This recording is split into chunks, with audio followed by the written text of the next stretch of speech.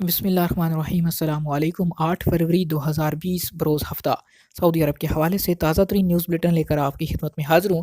اگر آپ بھی سعودی عرب کے حالات پہ نظر رکھنا چاہتے ہیں، اس ویڈیو کو مکمل دیکھیے، چینل کو سبسکرائب کیجیے۔ ویڈیو کا آغاز کرتے ہیں سعودی عرب کی تازہ ترین خبروں سے۔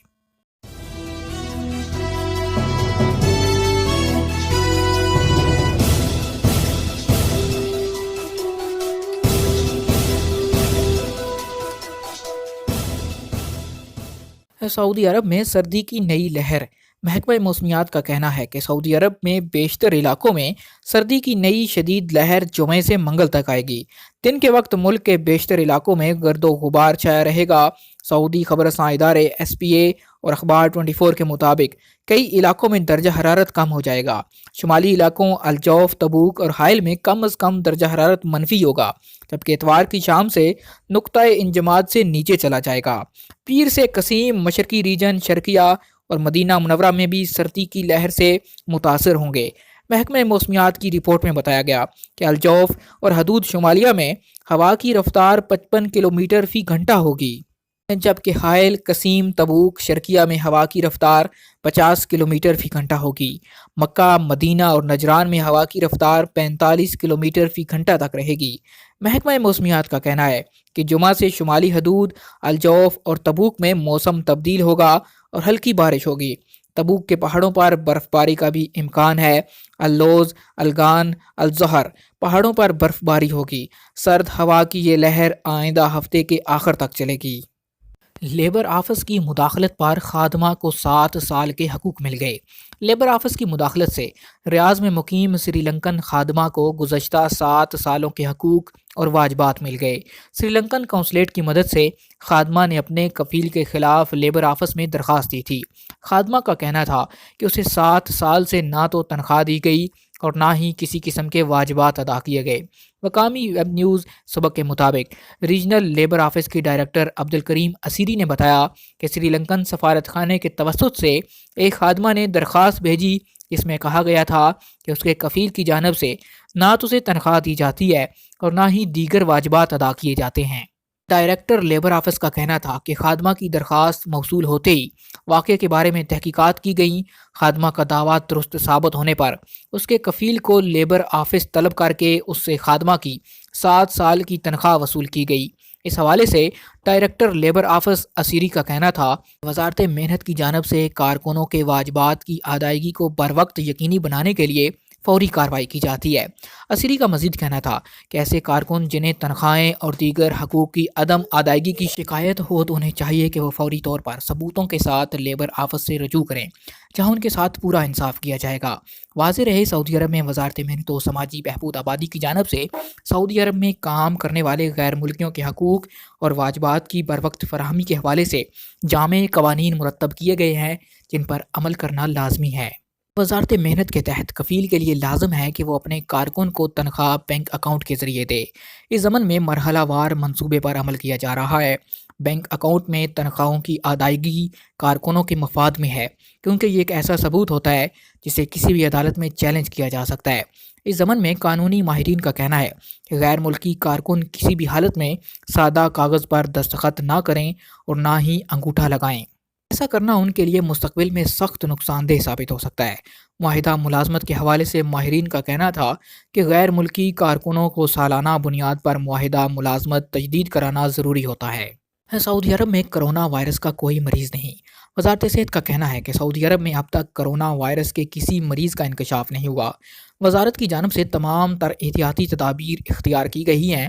سعودی عرب کے تمام ایئرپورٹس، بری سرحدی چوکیوں پر وزارت صحت کی جانب سے احتیاطی تدابیر پر عمل کیا جا رہا ہے۔ وزارت صحت کی جانب سے ٹویٹر اکاؤنٹ پر جاری اعلامیے میں کہا گیا کہ چین میں پھوٹنے والے وبائی مرض کرونا سے بچاؤ کے لیے تمام تر احتیاطی تدابیر اختیار کی جا چکی ہیں۔ وزارت کی جانب سے تمام ایئرپورٹس پر اضافی عملہ بھی تعینات کر دیا گیا ہے۔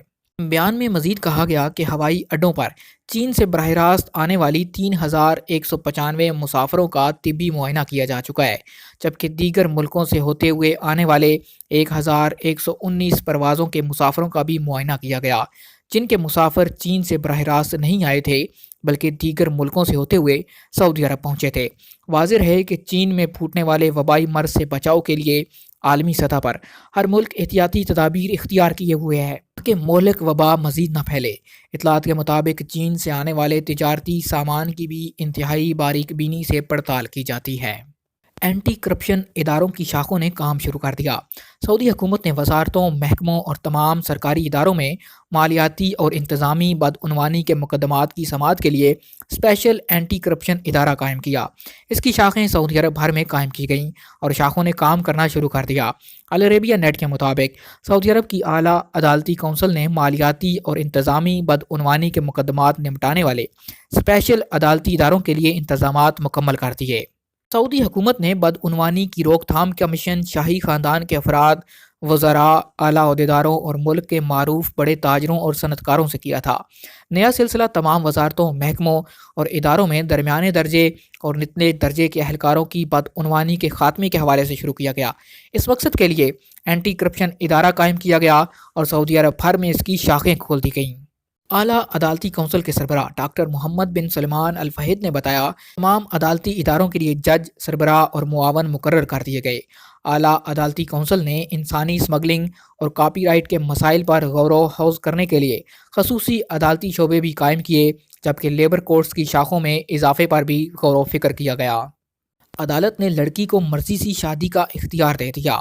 سعودی عرب کے صوبے قصیم کے شہر انیزا کی ایک لڑکی کو قصیم اپیل کورٹ نے اپنی مرضی سے شادی کرنے کا اختیار دے دیا۔ اخبار 24 کے مطابق انیزا شہر کی لڑکی کا مسئلہ اس وقت خبروں کی زینت بنا جب پرائمری کورٹ نے اس کی شادی کا اختیار عدالت سے رجوع کرنے کے باوجود اس کے بھائیوں کے پاس برقرار رکھا۔ لڑکی کے بھائی اس کی شادی میں مختلف ہیلے بہانوں سے رکاوٹیں ڈال رہے تھے۔ اپیل کورٹ نے اس مسئلے کو نمٹاتے ہوئے واضح کیا کہ پرائمری کورٹ کا فیصلہ خلاف قانون اور خلاف شرع تھا۔ لڑکی کا دعویٰ تھا کہ بھائی جان بوجھ کر شادی کے لیے آنے والے لڑکے میں کوئی نہ کوئی خامی نکال لاتا ہے۔ آخری بار ایک ایسے لڑکے کا رشتہ یہ کہہ کر چھوڑ دیا تھا کہ وہ گٹار بجاتا ہے اور دینی اعتبار سے ہماری بہن کے لیے مناسب نہیں۔ رشتہ قبول نہ کرنے کا ایک سبب بھائیوں نے یہ بھی بتایا کہ وہ ہمارے خاندان کے ہم پلہ نہیں۔ اپیل کورٹ نے بھائیوں کی جانب سے پیش کردہ اعتراضات مسترد کر دیے اور بھائیوں سے بہن کی شادی کا اختیار کھینچتے ہوئے کہا کہ یہ خاتون اپنی مرضی سے شادی کر سکتی ہے۔ یاد رہے کہ سعودی عرب میں بیٹیوں اور بہنوں کو شادی سے روکنے کا رواج ہے۔ اسے العدل یا الحجر کے نام سے جانا جاتا ہے۔ بیٹی یا بہن کو خاندانی جائیداد باہر جانے سے روکنے یا خاندان کے کسی فرد سے بیٹی یا بہن کو منسوب کرنے کے لیے یہ طریقہ اپنایا جاتا ہے۔ چین سے آنے والی انڈین بہنوں کا طبی معائنہ۔ سعودی وزارت صحت کا کہنا ہے کہ 3 فروری کو چین سے سعودی عرب آنے والی 2 انڈین بہنوں کو کورونا کے شعبے میں حفاظتی اقدامات کے تحت علیحدہ رکھا گیا ہے۔ طبی عملہ مسلسل ان کی نگرانی کر رہا ہے۔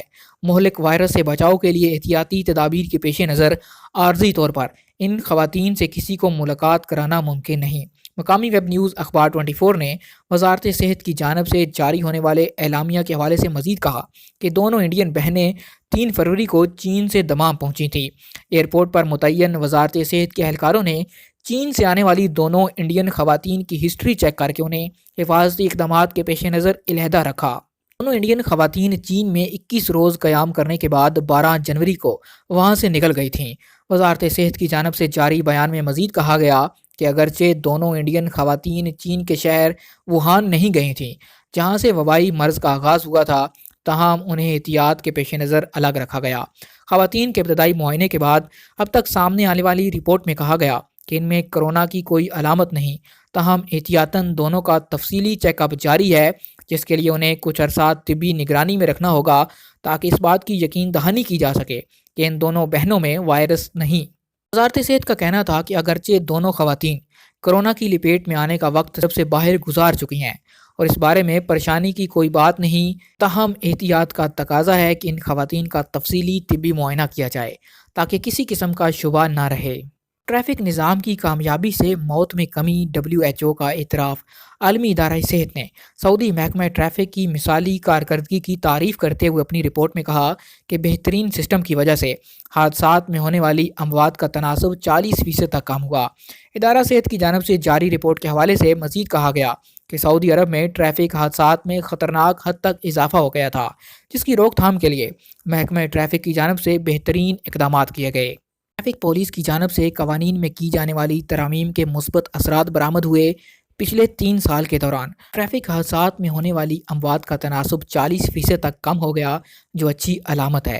عالمی ادارہ صحت کی جانب سے سعودی عرب میں 2016 سے 2018 تک ہونے والے ٹریفک حادثات کے حوالے سے رپورٹ تیار کی گئی۔ رپورٹ میں مزید کہا گیا کہ ٹریفک پولیس کی جانب سے قوانین میں جو ترامیم کی گئی ہیں وہ کافی مثبت ہیں۔ آج تک کے لیے اتنا ہی۔ مزید خبروں اور نیوز اپڈیٹس کے لیے آپ دیکھتے رہیے MGH اسٹوڈیو۔ چینل کو سبسکرائب کیجیے، ساتھ میں گھنٹی کا بٹن دبائیے تاکہ ہر نئی آنے والی ویڈیو کا نوٹیفیکیشن آپ تک پہنچ سکے۔ ویڈیو پسند آئے اسے لائک ضرور کیجیے، ساتھ میں کمنٹ کیجیے تاکہ ہم آپ کی رائے سے آگاہ ہو سکیں۔